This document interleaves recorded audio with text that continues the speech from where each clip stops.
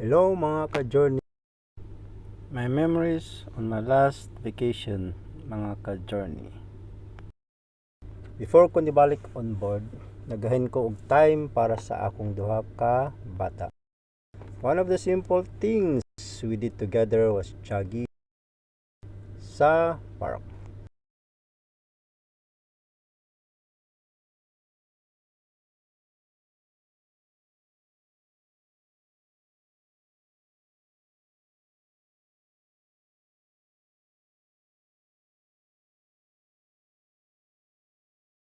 Muna akong gipang value gyud ang moment nga naa ako sa balay during my vacation time with them.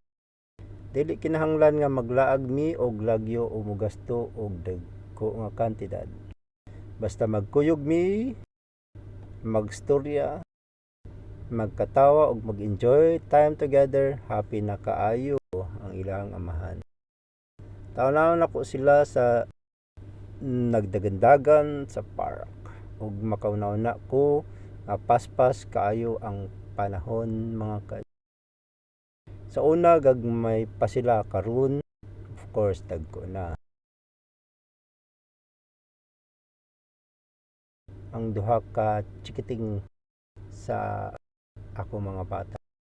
Mao nga samtang naa pa ko'y chance nga makagahin og time uban nila, gusto nako nga makahimo mi og mga memories nga among mahinumduman pohon. So makita nila nga at least silang papa naning kamot. Mapod ni ang lisod kinabuhi nga nagtrabaho ko ta sa layo sa atong pamilya. We work hard for our family pero naapod gyud ang mga moments nga mingawon na ta sa atong mga bata.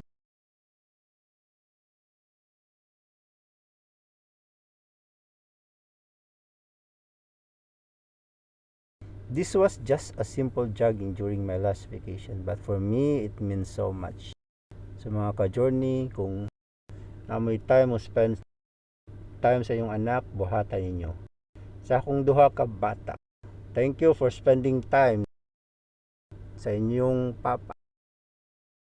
I hope someday when you look back at these memories, mahinumduman ninyo nga bisan busy, si papa o kinahanglan mo layo para magtrabaho gihapon niya ang iyang best.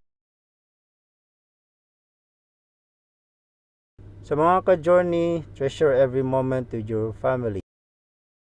Kaya ang panahon paspas kayo. Yes, I understand o nakasabot ko ana. Enjoy every simple moment. Make memories and most importantly, spend time with the people you love. Mao ni akong last vacation memories uban sa akong duha ka bata. Bisan simple pero swak. Enjoy the moment.